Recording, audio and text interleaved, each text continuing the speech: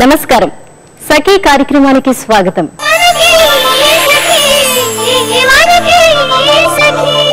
పక్క వాళ్ళని ప్రేమించటం, వాళ్ళ గొప్పతనాన్ని గుర్తించటం మర్చిన కాలం ఇది. ఎదుటివాడి హిమాలయాలు ఎక్కితే నాకేంటి, నేను మా మేడమెట్లు ఎక్కిందే చాలా ప్రముఖమైన విషయం అని అనుకుంటున్నారు చాలా మంది ఈ కాలపు పిల్లలు.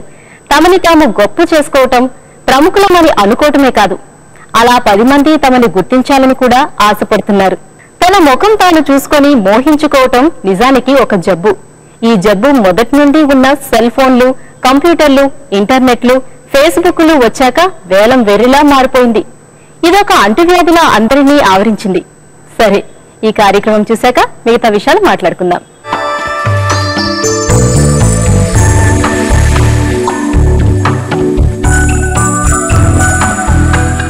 నమస్కారం.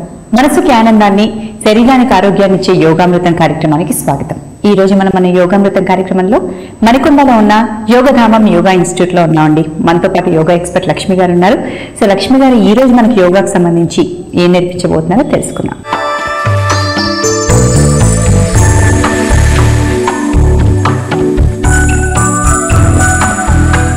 నమస్కారం లక్ష్మి గారు. నమస్కారం. లక్ష్మి గారు, ప్రతిసారి లాగానే ఈసారి కూడా యోగాకు సంబంధించి మాకేం నేర్పించబోతున్నారు యోగాసనాల్లో? ఈ రోజు యోగాకు సంబంధించి, ఆసనాస్ కు సంబంధించి, కాళ్ళ నొప్పులకు సంబంధించిన ఆసనాలు నేర్చుకున్నామండి. కాళ్ళ నొప్పులు అంటే మోకాళ్ళ నొప్పుల, కాళ్ళ నొప్పుల పూర్తిగా ఎక్కడి నుంచి అంటే ఏంటి? అంటే జనరల్ గా ఎక్కువసేపు నుంచున్నా, అలాగే మెట్లెక్కి దిగి కాళ్ళ నొప్పులుగా ఉన్నాయి నాకు మెట్లు ఎక్కడం వల్ల అనుకుంటాం. అలా కాకుండా కొంచెం సేపు సైక్లింగ్ చేస్తే పిల్లలకి వచ్చే నొప్పులు గాని, పరిగెత్తితే వచ్చే నొప్పులు గాని, ఇలాంటి నొప్పులు ఏమైనా కూడా ఈ ఆసనాల వల్ల తగ్గించుకునే అవకాశం ఉంది. ఓకే, ఏంటండి ఆసనాలు? మొదటిది బద్ధ పద్మాసనం. బద్ధ పద్మాసనం. ఓకే, ఇంకొకటి ధనురాసనం. ధనురాసనం అంటే ఏ కాళ్ళ నొప్పులైనా భారం పడేది మోకాళ్ళ మీద, నడుము మీద, అవును, స్పైన్ మీద, వెన్నుపూస మీద పడుతుంది. సో మనకి కాళ్ళు నొప్పులు వచ్చినప్పుడు ఆటోమేటిక్ గా మోకాళ్ళ నొప్పులు కావచ్చు, పిక్కల నొప్పులు కావచ్చు, అలాగే తర్వాత నడుము నొప్పి దాకా వెళ్తుంది అది ఆ నొప్పులు. అలాంటి నొప్పులన్నీ కూడా ఈ ఆసనాలు వేసుకోవడం వల్ల తగ్గుతుంది. Okay okay. సో మరి ఆ ఆసనం ఏంటో ఎలాగో చూపిస్తారా? తప్పకుండా. బద్ధ పద్మాసనం. ముందుగా పద్మాసనంలోకి రావాలంటే సో నెమ్మదిగా ఎడం కాలు తీసి కుడి కాలు మొదటి భాగంలో ఆనించండి. 1 రైట్, 2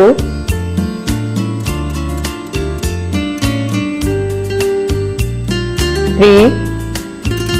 పూర్తిగా శ్వాస తీసుకుని ఇప్పుడు సీటు భాగాన్ని పైకి లేపి చేతుల మీద మాత్రమే బాడీని బ్యాలెన్స్ చేయాలండి. ఇప్పుడు వెనక్కి వచ్చేద్దామండి. చూసారు కదా, ఇలా బ్యాలెన్స్ చేయాలి. సో నెమ్మదిగా సీట్ ని కింద నుంచి శ్వాస సాధారణంగా తీసుకుంటూ 2 చేతులు కాళ్ళ మీద నుంచి రిలాక్స్డ్ గా ఇన్హేల్,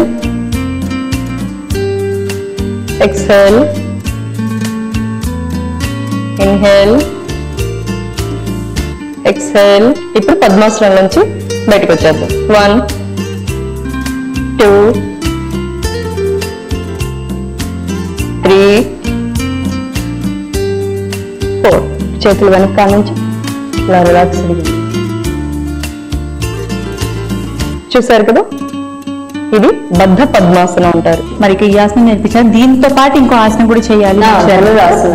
ధనురాసన చేయడం వల్ల కూడా మనకి యాంకిల్ జాయింట్స్, ఏదైతే పాదాలు నొప్పుల దగ్గర నుంచి, పాదాల నుంచి నడుం పై భాగంలో మెడ వరకు ఉండేటువంటి అన్ని రకాల నొప్పులు ఈ ఆసనం వల్ల తగ్గుతాయి. వెనక వైపు, శరీరం వెనక వైపు నొప్పులు అన్ని కూడా ఈ ఆసనం వల్ల తగ్గుతాయి. ఏంటంటే ధనురాసనం. ధనురాసనం. మరి ఆసనం ఎలా వేయాలి చూపిస్తారు? తప్పకుండా. ధనురాసనం. ధనురాసనంలో ముందుగా ఇలా పొట్టు మీద పూర్తిగా పడుకుని ముగ్గురు నేల మీద నుంచి 1 నెమ్మదిగా కాళ్ళు 2 పైకి తీసి 2 2 చేతులతో 2 పాదాలను దగ్గరగా పెట్టుకుని 2 మోకాళ్ళ మధ్య షోల్డర్ విత్ గ్యాప్ ఉంచి 3 ఇన్హేల్, పొట్ట నుండి శ్వాస తీసుకుని నెమ్మదిగా కాళ్ళు, తల, ఛాతి 3 ఒకేసారి పైకి లేపాలి. ఓకే, ఇన్హేల్, 4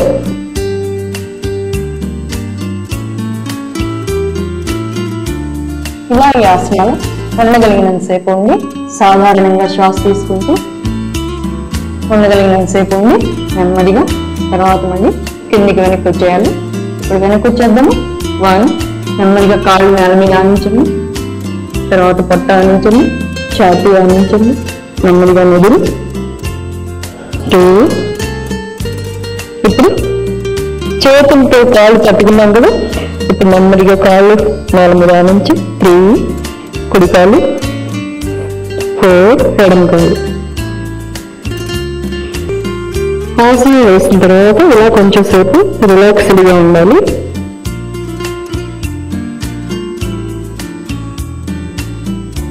నెమ్మదిగా లేచి కూర్చుంది. 2 చేతులు ఛాతీకి ఇరువైపులా ఉంచి నెమ్మదిగా లేచి చేతుల్ని ఇలాగే ఉంచి నెమ్మదిగా తల నేల మీద ఆనించుకుంటూ నెమ్మదిగా లేచి ఇలా వజ్రాసనంలోకి వస్తే పూర్తిగా రిలాక్స్డ్గా ఉంటుంది బాడీ. చూసారు కదా, ఇది ధనురాసనం. లక్ష్మి గారు ధనురాసనం కూడా ఎలా వేయాలో చూపించారు. ఇది కూడా చూస్తుంటే కొంచెం కష్టమైన ప్రాక్టీస్ చేస్తే వచ్చేస్తుంది అన్నట్టు అనిపిస్తుంది. మరి ప్రాక్టీస్ చేస్తే ఏదైనా చేస్తుంది. రైట్. మరి ఈ ఆసనం కూడా చేయకూడని వాళ్ళు ఎవరైనా ఉంటారండి? అంటే ఎవరైనా ఈ ఆసన కూడా అంటే అండి, ఎక్కువ బరువు పెరిగిపోయిన తర్వాత ఈ ఆసన చేయడం కష్టం, బాగా ఆయాసంగా అనిపిస్తూ ఉంటుంది. అలా కాకుండా ముందు నుంచి జాగ్రత్త తీసుకుంటూ కొన్నాళ్ళు సాధన, అన్ని ఆసనాలు బేసిక్ ఆసనాలు ఏవైతే మనం ఇంతకు ముందు చెప్పుకున్నామో అవన్నీ సాధన చేసిన తర్వాత 1 నెల రోజులు సాధన అయిన తర్వాత ఈ ఆసన వేసుకోవడం ఉపయోగకరంగా ఉంటుంది. అంటే ఈ ఆసన ముఖ్యంగా పొట్ట మీద వేస్తాం. పొట్ట మీద వేసి వెన్నుపూసని వెనక్కి వంచటం వల్ల నిటారుగా మెడ వంచి పూర్తిగా శ్వాస తీసుకుంటూ ఆ ఆసనాలో ఉండాలి. అలా ఉండగలిగి చేస్తున్నప్పుడు మనకి ఇబ్బంది లేకుండా ఉండాలి. అప్పుడు మనకి అది బాగా ఉపయోగకరంగా ఉంటుంది. ఏ టైమింగ్ లో చేస్తే మంచిది అంటారు? మళ్ళీ మనం అనుకున్నట్టుగా ఉదయం ఎంటీ స్టమక్ తో, సాయంకాలం కూడా ఎంటీ స్టమక్ చేస్తే ఎందుకంటే ఈ ఉదయం సాయంకాలం అనే ఈ సంధ్యలు 2 కూడా యోగ సాధనకి అనుకూలమైనటువంటి సమయాలన్నమాట. అందుకే మహర్షి పతంజలి అష్టాంగ యోగాలో సూర్యోదయానికి సమయం, సూర్యాస్తమయ సమయాలని ఆయన పతంజలి యోగ సూత్రాల్లో చెప్పారండి. ఆ టైంలోనే మనం చేయడం వల్లనే మనకి బెనిఫిట్స్ వస్తాయి. అంటే కడుపు ఖాళీగా ఉంది కదా అని మధ్యాహ్నం 12 గంటలకు, 11 గంటలకు, 2 గంటలకి ఇలా అడుగుతూ ఉంటారు కొంతమంది. మేడం 11 గంటలకి ఇప్పుడు ఖాళీగా ఉన్నామండి, ఇప్పుడు యోగా చేయొచ్చా అని అడుగుతారు. అమ్మ, ఖాళీగా ఉన్న సూర్యనాడి మనకి 2 నాస్ట్రిల్స్ ఉన్నాయి. ఈ 2 నాస్ట్రిల్స్ కూడా నేచర్ కి సంబంధించి నేచర్ అధీనంలో ఉంటాయి. అయితే యోగ సాధన చేయడానికి ఈ 2 ఈక్వల్ అవ్వాలి. ఈ ఎడమ ముక్కు రంధ్రం నుంచి కుడి ముక్కు రంధ్రం నుంచి వచ్చేటువంటి శ్వాస ఏదైతే ఉందో అది సూర్యాస్తమయాల్లో సమానంగా ప్రవహిస్తూ ఉంటుంది. అలా సమానంగా ప్రవహిస్తూ ఉన్నప్పుడు మాత్రమే మనం యోగ సాధన చేయాలి. సో ఇవన్నీ కూడా జాగ్రత్తగా గమనిస్తూ మనము మీరు చెప్పినట్టుగా సాధన చేస్తే తొందరగా రిజల్ట్ ఉంటుంది. అండ్ ఈ రోజు మా ఎపిసోడ్ లో మీరు నేర్పించింది మోకాళ్ళ నొప్పులతో బాధపడే వాళ్ళు, కానీ కాళ్ళ నొప్పులు, బేసిక్ గా కాళ్ళ నొప్పులతో బాధపడే వాళ్ళు ఎలాంటి ఆసనాలు వేస్తే కాళ్ళ నొప్పులు మనం తగ్గించుకోవచ్చు, దానికి ఉపయోగపడే చక్కటి ఆసనాన్ని మాకు నేర్పించారు. ధన్యవాదాలు లక్ష్మి గారు. సెల్ ఫోన్లలో ఫోటోలు తీసుకుని వెంటనే వాటిని ఇతరులకు పంపేందుకు, మన అభిప్రాయాలను రాసి పంపేందుకు అవకాశం ఉండటంతో మనుషుల మధ్య గతంలో కన్నా సంబంధాలు పెరిగాయి. ఒక రకంగా ఇది మంచిదే. అయినా నిమిషానికి, గంటకి సందేశాలు, సొంత ఫోటోలు పంపేవారు ఎక్కువైపోయారు. ఈ మధ్య కాలేజీలో చేరిన మా అన్నయ్య కూతురు చేతికి ఓ సెల్ ఫోన్ వచ్చిందండి.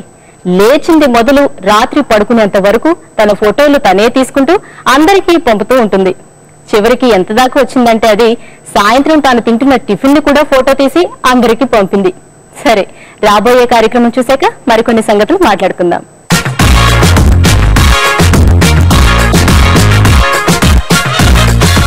నమస్కారం. వంటల సందడి కార్యక్రమానికి స్వాగతం. సకలు ప్రతిరోజు మీకో సరికొత్త వంటకాన్ని పరిచయం చేసే మీ వంటల సందడి కార్యక్రమంలో ఈ రోజు కూడా మీకో సరికొత్త వంటకాన్ని పరిచయం చేయడానికి ఓ సఖి సిద్ధంగా ఉన్నారు. మరి ముందుగా ఆమెను పరిచయం చేసుకుందాం. నమస్కారం అండి. నమస్కారం. మీ పేరు? మినీ. మినీ ఎక్కడి నుంచి వచ్చారు? మల్కాజ్గిరి. ఓకే, మరి మినీ ఈ రోజు మా సఖులకు మీరు ఎటువంటి వంటకాన్ని పరిచయం చేయబోతున్నారు? ఇవాళ fish Manchurian. Fish Manchurian. Okay, మరి ఫిష్ మంచూరియాకి కావాల్సిన పదార్థాలు చెప్తారా? Boneless fish, corn flour, pepper, curry leaves, కొత్తిమీర, గుడ్డు, soya sauce, oil, green chillies, ఉప్పు, జీడిపప్పు, ginger garlic pieces, onion, maida, కొంచెం కలర్. ఫిష్ మంచూరియాకి కావాల్సిన పదార్థాలు చూసారు కదండి. ఇప్పుడు మరి తయారీ విధానం స్టార్ట్ చేసుకుందాం. ముందుగా ఏం చేయాలి? ముందుగా ఫిష్ ని lemon juice and pepper salt తోని మ్యారినేట్ చేసి పెట్టుకో. ఇది ఆల్రెడీ మ్యారినేట్ చేశాను. ఓకే, నిమ్మరసము, ఉప్పు, పెప్పర్, మిరియాల పొడి. ఓకే, మిరియాల పొడి. ఇప్పుడు నెక్స్ట్ ఏం ప్రొసీజర్ చేసుకో? ఇది డీప్ ఫ్రై చేయాలి. ఓకే, అంటే మరి స్టవ్ వెలిగించాలి. డీప్ ఫ్రైకి సరిపడే ఆయిల్ వేనా?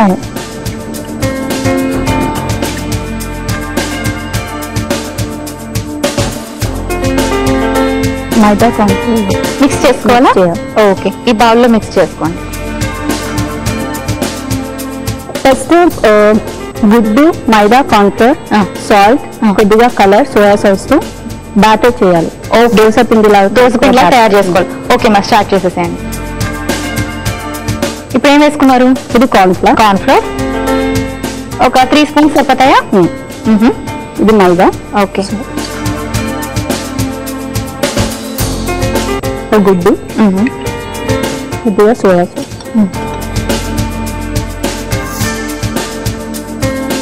కొద్దిగా ఉప్పు. దీన్ని మంచిగా కలుపుకోవాలి. ఓకే, అంటే ఉండలు కట్టకుండా జాగ్రత్తగా కలుపుకోవాలి. వాటర్ వేయాలా? కొద్దిగా వాటర్.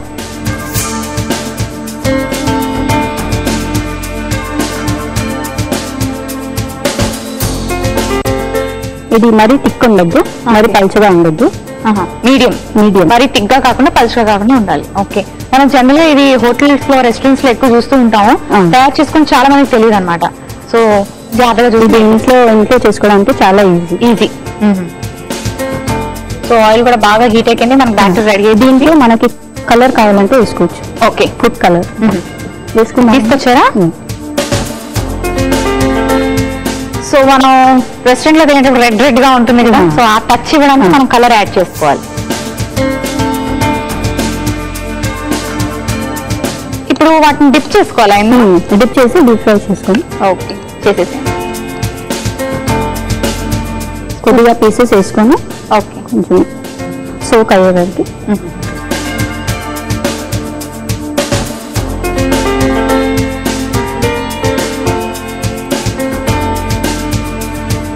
సో అందుకే ఇది బోన్లెస్ ఫిష్ జాగ్రత్తగా తీసుకోవాలి. మామూలుగా మంచూరియాస్ కి మనం బోన్లెస్ యూస్ చేస్తాము.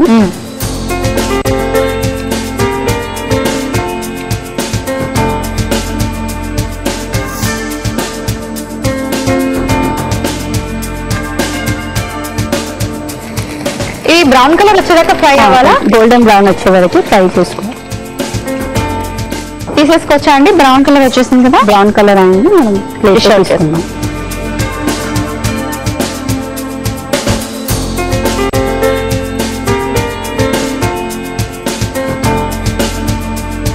ఇప్పుడు నెక్స్ట్ ఏం చేయాలి?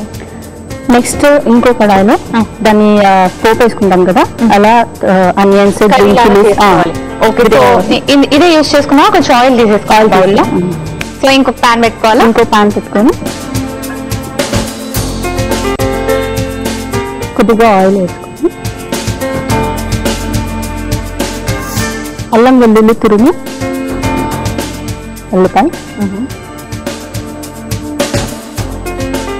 గ్రీన్ చిల్లీస్ బ్రౌన్ కలర్ వచ్చేదాకా మిక్స్ చేసుకోవాలి. నెక్స్ట్ కొంచెం సాల్ట్ వేసుకోవాలి.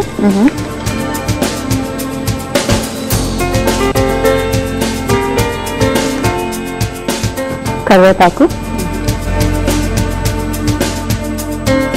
కొద్దిగా సోయా సాస్, జీడిపప్పు పీసెస్ చేసుకొని. ఓకే, ఫ్రై చేసుకుని ఫిష్ దీంట్లో వేసేసుకో. ఓకే, ఫ్రై చేసి పెట్టుకున్న ఫిష్ ని మనం ఇందులో వేసుకోవాలి.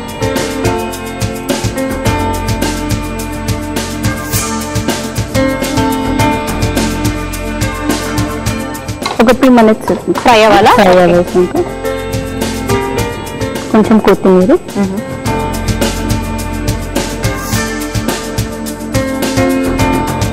Serving bowl.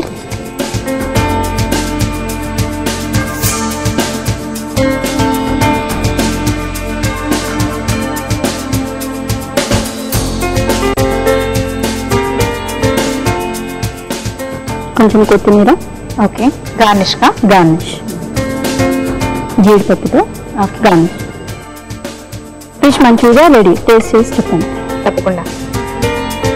చూసారు కదా సకులు, మినీ తయారు చేసిన ఫిష్ మంచూరియా రెడీ అయిపోయింది. మరి దీన్ని టేస్ట్ చేసే ముందు కావాల్సిన పదార్థాలు, తయారీ విధానం మరోసారి చూసేయండి. ఫిష్ మంచూరియాకి కావాల్సిన పదార్థాలు: fish, corn flour, maida, egg, soya sauce, salt, green chillies, కరివేపాకు, అల్లం వెల్లుల్లి తురుము, పెప్పర్ పౌడర్స్, ఆయిల్, కొత్తిమీర, కాజు. ఫిష్ మంచూరియా తయారు చేసుకునే విధానం: ముందుగా స్టవ్ ఆన్ చేసి పాన్ పెట్టుకొని డీప్ ఫ్రై కి సరిపడే ఆయిల్ వేసుకొని హీట్ చేసుకోవాలి. ఒక బౌల్ లో బోన్లెస్ ఫిష్ పీసెస్ తీసుకొని పెప్పర్ పౌడర్, సాల్ట్ వేసి మ్యారినేట్ చేయాలి. మరొక బౌల్ తీసుకొని maida, corn flour, egg, soya sauce, కొంచెం వాటర్ వేసి బజ్జీల పిండిలా కలుపుకోవాలి. ఆ తర్వాత ఫుడ్ కలర్, మ్యారినేట్ చేసి పెట్టుకున్న ఫిష్ పీసెస్ ని అందులో ముంచి ఆయిల్ లో వేసి డీప్ బ్రౌన్ కలర్ వచ్చేదాకా ఫ్రై చేసుకోవాలి. ఆ తర్వాత ప్లేట్ లోకి ఫిష్ పీసెస్ ని తీసుకోవాలి. మళ్ళీ స్టవ్ ఆన్ చేసి వేరొక పాన్ పెట్టుకొని 2 స్పూన్లు ఆయిల్ వేసి అందులో అల్లం వెల్లుల్లి తురుము, ఉల్లిపాయ ముక్కలు, పచ్చిమిర్చి ముక్కలు, కరివేపాకు, కొంచెం సోయా సాస్ వేసి కాజు కూడా వేసి బాగా ఫ్రై చేయాలి.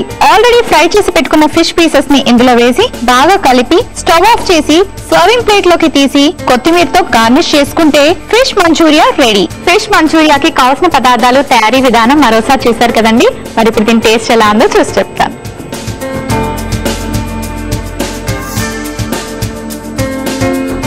చాలా క్రిస్పీగా, చాలా యమ్మీగా, చాలా చాలా టేస్టీగా ఉంది. Thank you. మరి ఇంత చక్కటి ఐటమ్ సకులకు పరిచయం చేసినందుకు మీకు శ్రీ డిజైనర్ ఏఎస్ రావు నగర్ వారి తరఫు నుంచి ఒక చక్కటి గిఫ్ట్ వాచర్. Thank you. సకులు చూసారు కదండి, మినీ తయారు చేసిన ఫిష్ మంచూరియా చాలా చాలా టేస్టీగా ఉంది. తప్పకుండా ట్రై చేయండి. ట్రై చేయడమే కాదండి, మీరు కూడా వంటల సందడి కార్యక్రమంలో పాల్గొనాలనుకుంటే మా ఫోన్ నంబర్ కు ఫోన్ చేయండి. మా ఫోన్ నంబర్ 0402356540. ఈ ఫోన్ నంబర్ కు ఫోన్ చేసి వంటల సందడి కార్యక్రమంలో పాల్గొనండి. చూసారు కదండి, ఇది ఇవాల్టి వంటల సందడి. రేపటి వంటల సందడి కార్యక్రమంలో మరొక సరికొత్త వంటకంతో మళ్ళీ కలుసుకుందాం. అంతవరకు సెలవు, నమస్తే. ఇవాళ ముఖ్యంగా యువతరం తమ గురించి తాము నిరంతరం డబ్బా వాయించుకోవటం ఎక్కువైపోయిందండి.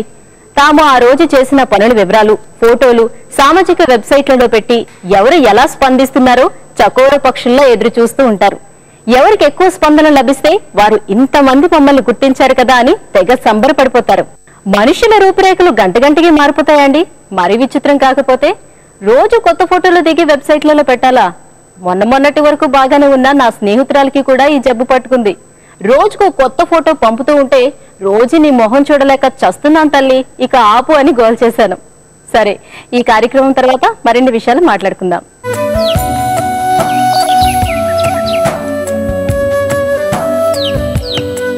నమస్కారం, ఉద్యాన శోభకి స్వాగతం. సకులు, ఈ రోజు మన ఉద్యాన శోభ ఎక్కడికి వచ్చిందో తెలుసా? నానక్రమగూడలోని శ్రీ బోన్సాయి నర్సరీకి. ఇక్కడ మనతో పాటు గార్డెనింగ్ ఎక్స్పర్ట్ లలిత రెడ్డి గారు ఉన్నారు. మరి గార్డెనింగ్ సంబంధించి ఆవిడ ఏం తెలియజేస్తారో తెలుసుకుందాం. నమస్తే లలిత గారు. నమస్తే. ఎలా ఉన్నారు? బాగున్నానండి. మరి గార్డెనింగ్ గురించి ఈ రోజు మా సకులకి ఏం తెలియచేయబోతున్నారు? ఈ రోజు మనం బాన్సైస్ లో అంటే ఎలాంటి ప్లాంట్స్ మనం బాన్సై చేయొచ్చు ఇప్పుడు దాకా చూసాం. అంటే ఎలాంటి వెరైటీస్, ఎలాంటివి అయితే మనం బాన్సైగా తయారు చేసుకోవచ్చు. సోర్స్ ఆఫ్ కలెక్షన్ అంటే బాన్సైస్ ని ఒక నర్సరీ ప్లాంట్ ద్వారా చేసుకోవచ్చా, ఒక కటింగ్ ద్వారా చేసుకోవచ్చా, ఒక విత్తనం ద్వారా చేసుకోవచ్చా అని చూసాం ఇప్పుడు దాకా. బాన్సైస్ మనము వైల్డ్ కలెక్షన్స్ ద్వారా కూడా చేసుకోవచ్చు. మనం ఈ రోజు తెలుసుకున్న టాపిక్ ఏంటంటే వైల్డ్ కలెక్షన్స్ ఎలా చేయాలి. బాన్సైలో కూడా ఒక టాపిక్ ఏంటంటే ఒక చెట్టుని మనం సేకరించాలంటే, ఒక చెట్టు కలెక్ట్ చేయాలంటే బాన్సైలో ఇన్స్టెంట్ గా ఎలా చేసుకోవచ్చు. కొన్ని అసలైతే bonsais are not made instant అండి. అంటే మనకు ఆ థిక్నెస్ వచ్చి లావ్ వచ్చి మనం వెయిట్ చేయాల్సి ఉంటుంది అనమాట. 2-3 years అది లావ్ అయినాక ఒక షేప్ తీసుకున్నాగానే మనం దాన్ని బాన్సై అంటాం. కానీ వైల్డ్ కలెక్షన్స్ లో ఏంటంటే ఇన్స్టెంట్ గా మనం ఒక చెట్టుని సెలెక్ట్ చేసుకోవచ్చు. ఒక అంటే హంటింగ్ పోయినట్టు సెలెక్ట్ చేసుకొని దాన్ని తీసుకొచ్చని ఒక షేప్ చేసుకొని మనకి ఆ రూల్స్ అండ్ రెగ్యులేషన్స్, మనకి స్టైల్స్ ఉంటాయి అన్నమాట. బాన్సైలో డిఫరెంట్ స్టైల్స్ ఉంటాయి. మన వైల్డ్ కలెక్షన్స్ చేస్తున్నప్పుడు ఆ స్టైల్స్ ప్రకారంగా వెతుక్కోవాలి. ఓకే. అండ్ వర్షాకాలమే చేస్తాం మనం ఇది. అంటే అప్పుడే గోళ్ళలోంచి అలా వచ్చినప్పుడు కొంచెం అంటే దాంట్లో కూడా ఇప్పుడు కొంచెం పెరిగిన తర్వాత అది మనకి మళ్ళీ బోన్సాయికి పనికిరాదు. సో అలాంటి రూల్స్ ఏమైనా ఉంటాయా? బాన్సైలు మనం ఎట్లా వెతుక్కుంటాం అంటే వైల్డ్లో మనం పోతున్నప్పుడు గోయింగ్ ఫర్ ఎ రైడ్, వర్షాకాలం రైనీ సీజన్ స్టార్ట్ అయింది, గోయింగ్ ఫర్ ఎ రైడ్ అనమాట. ఎక్కడైనా దూరం ఒక చెట్టుల ఆకారం కనపడింది, ఇది చూడండి ఇది ఒక వైల్డ్ కలెక్షన్ అనమాట. చెట్టు ఆకారంలో కనపడింది కానీ అది మన స్టైల్లో ఉండాలి. ఇంకా ఇంత లావు బ్రాంచ్ని ఇంత లావు మొదల్ని నేను బెండ్ చేయలేను.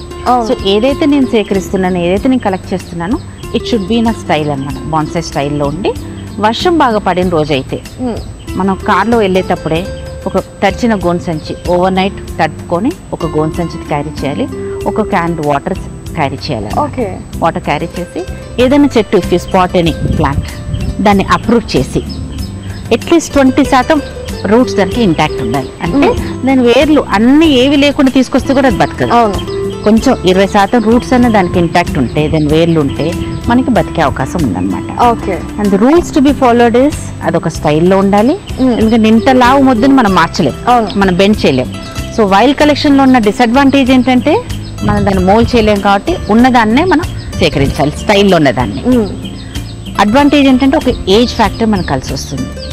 ఇంత దగ్గర నుంచి ఇంత లావు దాకా ట్రంక్ లైన్ మనం కలెక్ట్ చేసుకోవచ్చు. అలా కలెక్ట్ చేసుకున్న దాన్ని అంటే ఒక 20% రూట్స్ ఉన్న దాన్ని కలెక్ట్ చేసుకున్న దాన్ని తీసుకొచ్చి ఇలా గ్రోత్ పాట్లో పెట్టుకోవాలి. అంటే మామూలు కుంపట్లో ఇది పెద్దగా ఉంది కాబట్టి పెద్ద గ్రోత్ పాట్లో పెట్టేసి బాగా ఎరువుల వేసేసి, మీరు ఇక్కడ చూస్తే చాలా ఎరువులు ఉన్నాయి, సేంద్రియ ఎరువులే వేసాను అనమాట. వేసేసి బాగా పట్ట కప్పేసాను. ఏదైతే గోన్సంచి మనం తడుపుకొని తీసుకెళ్తున్నామో అది వేసేసి బాగా కవర్ చేసేసాను. చుట్టూ కవర్ చేసి కొన్ని స్టోన్స్ కూడా పెట్టాలి, లావు స్టోన్స్, సో గాలి లోపల పోకుండా రూట్స్ తొందరగా ఎస్టాబ్లిష్ అవుతుంది. ఇది మనం ఒట్టి వర్షాకాలమే చేసుకోవచ్చు. వర్షాకాలం అయితే చెట్టు తొందరగా రివైవ్ అవుతుంది అనమాట. అంటే ఈ బోన్సాయిని మనం తెచ్చుకున్న వెంటనే అది లైక్ సన్ లో పెట్టచ్చా, లేకపోతే ఇంట్లో పెట్టి జాగ్రత్తగా చూసుకొని కొంచెం ఎస్టాబ్లిష్ అయిన తర్వాత పెట్టాలా? చాలా మంచి క్వశ్చన్ అండి. మనం తీసుకొచ్చిన వెంటనే ఒక వారం రోజులు ఒక సెమీ షేడ్ లో ఉంచుకోవాలి. ఈ పాట్ ముందు సెమీ షేడ్ లో ఉంటుందన్నమాట. అంటే ఎక్కడ where you don't receive direct sunlight, ఎక్కడైతే ఎండ తాకదో అక్కడ కొన్ని రోజులు ఒక వారం రోజులు ఉంచుకొని తర్వాత ఇలా ఎండలో పెట్టేసి డైరెక్ట్ సన్లైట్ లో పెడితే అది నిలదొక్కుతుంది, ఫ్రెష్ గా లీవ్ స్టార్ట్ అవుతాయి అన్నమాట. తెచ్చిన వెంటనే ఇలా గోన్సంచి కప్పేసి బాగా ఎరువులు మళ్ళీ సేంద్రియ ఎరువులే, మామూలు కెమికల్స్ అన్ని ఇన్ఆర్గానిక్ వేయకూడదు, ఆర్గానిక్ మాన్యూరే వేయాలన్నమాట. ఆర్గానిక్ వేసి ఇలా కప్పేసి చుట్టూ పైన పెద్ద రాళ్ళు పెట్టేసి మనం ఒక 1 year వెయిట్ చేసినాక can start working on it. అంటే దాని మీద వైరింగ్ చేసుకోవటము, మన షేపింగ్ ఏదైతే ఇవ్వాలనుకుంటున్నాం అలా షేపింగ్ మొదలెట్టచ్చు. ఇప్పుడు ఇది స్టేజ్ 1 అనుకుందాం. స్టేజ్ 2 ఇంకోటి చూపిస్తాను మీకు. లలిత గారు, స్టేజ్ 2కి వెళ్ళే ముందు ఇప్పుడు నాకు చిన్న డౌట్ ఉంది అనమాట. జనరలీ మనం ఈ చెట్టునైనా లేకపోతే ప్లాంట్ అయినా తెచ్చి నాటేటప్పుడు మనం బాగా ఫస్ట్ మట్టి పోసి కొంచెం హాఫ్ ఆఫ్ ది పాట్ నింపిన తర్వాత ఫుల్గా వాటర్ పోసి అండ్ దాంట్లో ఎరువు వేసి తర్వాత మళ్ళీ మట్టి వేసి దాన్ని పెట్టి ఆ తర్వాత మళ్ళీ వాటర్ పోయడం ఇలాంటివన్నీ చేస్తూ ఉంటాం కదా. సో మరి దీనికి వాటర్ కెపాసిటీ కావాలా వద్దా? చాలా మంచి క్వశ్చన్ పద్మ.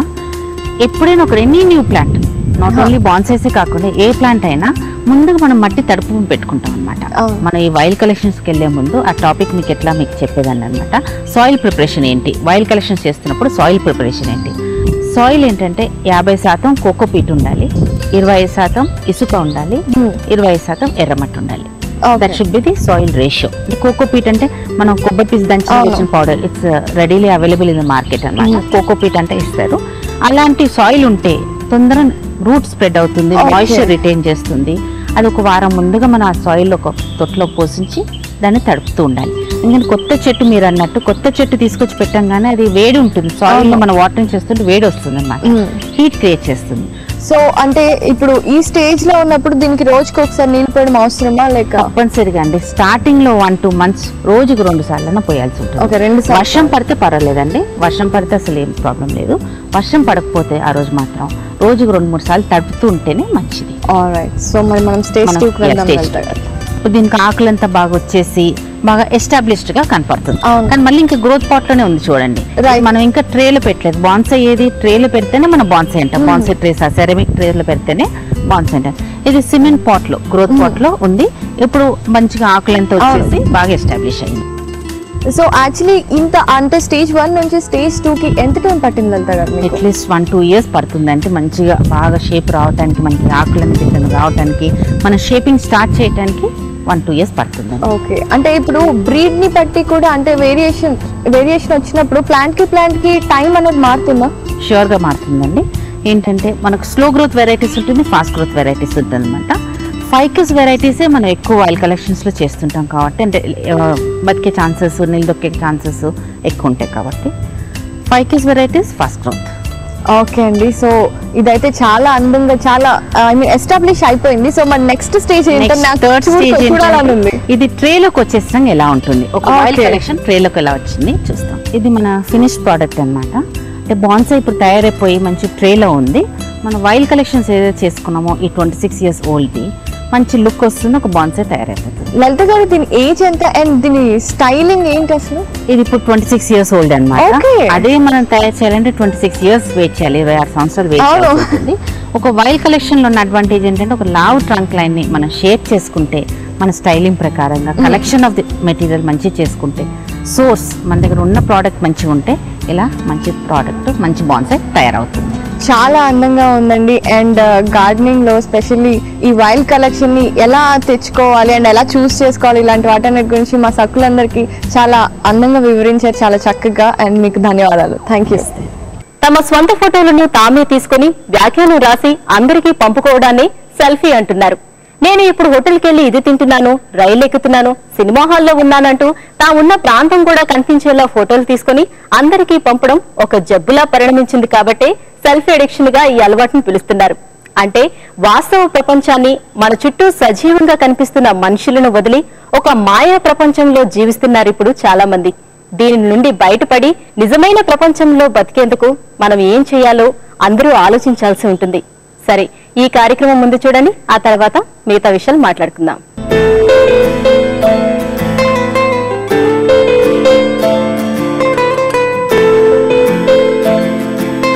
నమస్కారం, ఆరోగ్య మంత్ర కార్యక్రమానికి స్వాగతం. ఈనాటి ఆరోగ్య మంత్ర కార్యక్రమంలో మనతో పాటున్నారు ప్రముఖ nutrition expert doctor Janaki Srinath గారు. మరి ఈ రోజు ఆరోగ్యానికి సంబంధించి ఏ విషయాన్ని గురించి తెలియజేస్తారో తెలుసుకుందాం. నమస్కారం అండి జానకి. ఎలా ఉన్నారు ma'am? I'm fine, thank you. Madam, ఈ రోజు మా సఖులందరికీ ఏ విషయాన్ని గురించి చెప్తున్నారు? ఈరోజు ఫ్యాటీ లివర్ ఆ కాన్సెప్ట్ గురించి మనం కొంచెం డిస్కస్ చేద్దాము. జనరలీ అంటే ఒకప్పుడు ఇలా అంటే లివర్ లో కొవ్వు చేరడము, అంటే ఫ్యాటీ లివర్ ఉండడం అనేది జనరల్ గా ఒక ఏజ్ తర్వాత కొంచెం అంటే ఏజ్డ్ పీపుల్ లో కనిపిస్తూ ఉండేది, లేకపోతే చాలా ఎక్కువ ఆల్కహాల్ తీసుకునే వాళ్ళలో అది కనిపించేది. ప్లస్ దాని ద్వారా వచ్చే మార్పులు అంటే లివర్ పని అనేది కొంచెం మందగించడము, జాండీస్ లాంటి కాంప్లికేషన్స్ రావడము అలా జరిగేది. అయితే ఈ మధ్యలో ఇంకో సెట్ ఆఫ్ అంటే లివర్ డిసీజెస్ వస్తున్నాయి ఉమెన్ లో కానీ. అంటే కొంచెం మధ్య వయస్కులో కొంచెం ఓవర్ వెయిట్, ఒబెసిటీ ఎక్కువ ఉన్న వాళ్ళలో కూడా అల్ట్రాసౌండ్ చేసినప్పుడు ఈ లివర్ లో కొవ్వు చేరడాన్ని మనం చూస్తున్నాం. ఓకే, సో ఈ అంటే కొంచెం యంగ్ ఏజ్ లో కాబట్టి అంటే ముందు నుంచి వాళ్ళు జాగ్రత్తగా వాళ్ళ లైఫ్ స్టైల్ ని వాళ్ళు మార్చుకున్నప్పుడు లివర్ అనే ఇంపార్టెంట్ ఆర్గన్ ని మనం బాడీలో అంటే దాని క్రమ పద్ధతిలో మనము ఉంచుకోవచ్చు. చాలాసార్లు అందరూ ఆశ్చర్యపోతుంటారు, అయ్యో మాకు అలాంటి అలవాట్లు లేవు, అంటే ఆల్కహాల్ తీసుకోము, లేకుంటే వెజిటేరియన్స్ మేము ఎందుకు ఇలా వచ్చింది అని చెప్పి. కొంతమంది డయాబెటీస్ పేషెంట్స్ కూడా వాళ్ళు కంగారు పడుతుంటారు, ఏంటి ఫ్యాటీ లివర్ అని చెప్పేసి. కొన్ని రకాల హార్మోన్స్ ప్రభావం వల్ల ఆర్ కొన్ని రకాల ఆహారపు అలవాట్ల ద్వారా శరీరం బరువు పెరిగినప్పుడు ఆర్ ఆ బరువులో కొవ్వు శాతం బాగా ఉన్నప్పుడు ఇలా ఫ్యాటీ లివర్ వచ్చే అవకాశం ఉంది. దీన్ని non alcoholic fatty liver disease అంటారు. ఓకేనండి మేడం, మరి ఇలా నాన్ ఆల్కహాలిక్ ఫ్యాటీ లివర్ అనే ప్రాబ్లం ని రాకుండా చూసుకోవాలి అంటే ఎలాంటి డైట్ తీసుకోవాలి? ప్రాబ్లం రాకుండా చూసుకోవాలి అని అంటే ప్రతి ఒక్కరు వాళ్ళ బరువుని వాళ్ళు చెక్ చేసుకోవాలి. బాడీ మాస్ ఇండెక్స్ కొంచెం జనరల్ పాపులేషన్ బేసిస్ మీద అయినా అట్లీస్ట్ ఓవర్ వెయిట్ కేటగిరీలో ఉండేటట్టు చూసుకోవాలి. అంటే బిఎంఐ అట్లీస్ట్ 23 to 25 లోపు ఉండేటట్టు చూసుకోవాలి. 25 నుంచి 30 దాటిన తర్వాత ఇలా శరీరంలో కొవ్వు శాతం చాలా ఎక్కువ ఉండే అవకాశం ఉంటుంది. కాబట్టి ఫ్యాటీ లివర్ అవకాశం పెరుగుతూ ఉంటుంది. అండ్ ఎవరైతే హార్మోనల్ ఇంబ్యాలెన్స్ ఉంది, పాలిసిస్టిక్ ఓవరీ సిండ్రోమ్ ఉంది, థైరాయిడ్ ప్రాబ్లం ఉండొచ్చు, అలాంటి వాళ్ళు okay glucose intolerance, insulin resistance ఇలాంటివి ఉన్నప్పుడు వాళ్ళు ముందే అసెస్ చేసుకొని తగిన హార్మోనల్ ట్రీట్మెంట్, వాళ్ళ లైఫ్ స్టైల్ మోడిఫికేషన్ చేసుకోవాలి ఆహారపు అలవాట్లతో సహా. సో మరి ఫుడ్ ఎలాంటిది తీసుకోవాలండి? ఎలాంటి వాళ్ళు ఎలా ఫుడ్ తీసుకోవాలి అని అంటే, ఒకటి సింపుల్ కార్బోహైడ్రేట్స్ అంటే తేలిగ్గా జీర్ణమయ్యే carbohydrates like sugary drinks, quantity of sugar or quantity of carbohydrates అంటే ఎక్కువ రైస్ తినడము, ఎక్కువ బ్రెడ్ తినడము ఆర్ ఓవరాల్ గా ఎక్కువ శక్తి వాళ్ళు తీసుకోవడం తగ్గించేయాలి. ముఖ్యంగా ప్రాసెస్ ఫుడ్స్ అంటే ఈజీగా తేలిగ్గా జీర్ణమయ్యే ప్రాసెస్ ఫుడ్స్ వాళ్ళు తగ్గించాలి. టైం ప్రకారంగా అంటే స్మాల్ మీల్ ప్యాటర్న్ తీసుకోవాలి. మేలైన అంటే కొవ్వు పదార్థాలను వాళ్ళ డైట్ లో తీసుకోవాలి. అంటే గుడ్ ఫ్యాట్స్ ని ముఖ్యంగా అంటే omega 3 fatty acids, omega 6 fatty acids, mono unsaturated fatty acids ఇవి వాళ్ళ డైట్ లో ఎంత అవసరమో అంతవరకు తీసుకోవాలి. మేడం నట్స్ లో స్పెషల్ గా ప్రిఫర్ చేసేది ఏంటండి? నట్స్ లో స్పెషల్ గా ఈ పర్టికులర్ హెల్దీ ఫ్యాట్స్ అన్నప్పుడు స్పెషల్ గా ప్రిఫరెన్స్ అవసరం లేదు. ఓన్లీ థింగ్ ఇస్ మనం క్వాంటిటీ చూసుకోవాలి. బాదాం, అక్రూట్, అన్సాల్టెడ్ పిస్తా ఇలా అంటే దోస గింజలు, ఓకే గుమ్మడి గింజలు ఇలాంటివి బెటర్. ఓకే నువ్వులు కూడా పర్వాలేదు. అంటే చాలా మంది కాజు అట్లాంటివి కూడా తీసుకుంటారు, కానీ ఒకే కాజు తీసుకోవడం నష్టం లేదు, కానీ అంత మేలైన కొవ్వు పదార్థాలు ఉండవు. Okay so total quantity important అక్కడ. అండ్ ఎక్కువ పీచు పదార్థం ఉన్న ఆహారం అంటే fibre, soluble fibre, insoluble fibre ఎక్కువ ఉన్న ఆహార పదార్థాలు వాళ్ళ డైట్ లో ఉంచుకోవాలి. ముఖ్యంగా బార్లీ, ఓట్స్, గోధుమ లాంటివి పొట్టు తీయకుండా వాడే గింజ ధాన్యాల మీద ఎక్కువ వాళ్ళు దృష్టి పెట్టుకోవాలి. మేజర్ మీల్స్ అంతా కూడా వాళ్ళు అవి తినడం స్టార్ట్ చేయాలి. వెజిటబుల్ క్వాంటిటీ ఎక్కువ చేయాలి. బ్యాడ్ ఫ్యాట్స్ అంటే trans fats, Dalda, hotel foods, vegetable fat use చేసే ప్రాసెస్ ఫుడ్స్ వాళ్ళు తగ్గించాలి. అయితే లివర్ ప్రాబ్లం ఉంది కదా, నాన్ వెజ్ మానేయాలా అని చాలా మంది అంటుంటారు. సో లివర్ ప్రాబ్లం ఉంది కరెక్టే, కానీ ఇది వేరే టైప్ కాబట్టి నాన్ వెజ్ మొత్తం మానేయాల్సిన అవసరం లేదు. But egg whites, egg, fish అలాంటివి తీసుకోవాలి. వెజిటేరియన్స్ మాత్రం అప్రోప్రియేట్ ప్రోటీన్ కంటెంట్ అంటే వాళ్ళు ఒక్కోసారి ఎంత ఆశ్చర్యంగా అంటే ప్యూర్ వెజిటేరియన్స్ లో కూడా ఫ్యాటీ లివర్ ఉంటుంది. ఓకే సో అలాంటప్పుడు ఏం చేయాలి, వాళ్ళు వాళ్ళ డైట్ లో క్యాలరీస్ లో అట్లీస్ట్ 20 to 30% శాతం ఉన్న మాంసకృతులు వచ్చేటట్టు వాళ్ళు ప్లాన్ చేసుకోవాలి. ఆ shift it self will change the body composition. Madam మీరు ఇప్పుడు ఇందాక చెప్పారు అంటే ఇది డిఫరెంట్ టైప్ ఆఫ్ ప్రాబ్లం అని అన్నారు కదండి. జనరల్ గా లివర్ కి ఏ ప్రాబ్లం వచ్చినా నాన్ వెజ్ కానివ్వండి, ఆయిల్స్ కానీ తీసుకోవద్దు అంటారు కదండి, అది నిజం కాదా? అయితే అది నిజమే. ఓకే అయితే ఇక్కడ ఇది ఈ హెల్త్ ప్రాబ్లం అనేది ఏంటంటే non alcoholic fatty liver disease. అంటే ఇది రావడం వేరే కారణాల్లో వచ్చింది. దీని ప్రభావం ఇంకా ఎంజైమ్స్ యాక్షన్ మీద పడదు. అంటే జనరల్ గా వాళ్ళ లివర్ ఇంకా యాక్టివ్ గా ఉంటుంది. సో కారణాలు ఏంటి అని పరిశీలించి అప్పుడు మనం తీసుకోవాలి. అప్పుడు శరీరంలో బరువు తగ్గుతుంది, కొవ్వు శాతం తగ్గుతుంది, ఓకే కండ శాతం పెరుగుతుంది, అండ్ వాళ్ళకి ఈ ఫ్యాటీ లివర్ అనేది కొంచెం చేంజ్ అనేది కనిపిస్తుంది. ఇంకా ఫ్యూచర్ లో ప్రాబ్లమ్స్ కాకుండా ఇంకా డేంజరస్ జోన్ లోకి వెళ్లకుండా వాళ్ళు సేఫ్ గార్డ్ చేసుకోవచ్చు. ఓకేనండి, మా సకులందరికీ ఫ్యాటీ లివర్స్ కి సంబంధించి ఎలాంటి జాగ్రత్తలు తీసుకోవాలో తెలియజేశారు. ధన్యవాదాలు. నమస్తే.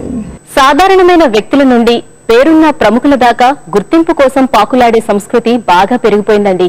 ఎదుటి వాళ్ళను చూసి అనుకరించేందుకు ప్రయత్నించటం, కష్టపడకుండానే పేరు ప్రఖ్యాతులు రావాలని తాపత్రయపడటం ఎక్కువైపోయింది.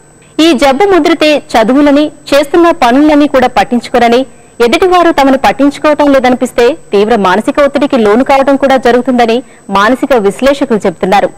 ఆత్మవిశ్వాసం అందరికీ ఉండాలి, కానీ ఆత్మవిశ్వాసానికి ఆత్మస్తుతికి మధ్య ఎంతో తేడా ఉందని, ఆత్మస్తుతి చాలా అనర్థదాయకమని గుర్తించి ఈ సెల్ఫీ పిచ్ నుంచి బయటపడేందుకు ప్రయత్నించడం మంచిది. సరే, ఈ కార్యక్రమంపై మీ అభిప్రాయాలు, సూచనలు మాకు అందించండి. మా చిరునామా సఖీ ETV, Ramoji film city, Hyderabad 501512. మా ఇమెయిల్ ఐడి saki@etv.co.in. మా ఫోన్ నంబర్ 04023556540. ఇది ఇవాల్టి సఖీ కార్యక్రమం. రేపటి సఖీ కార్యక్రమంలో మళ్ళీ కలుసుకుందాం. నమస్కారం.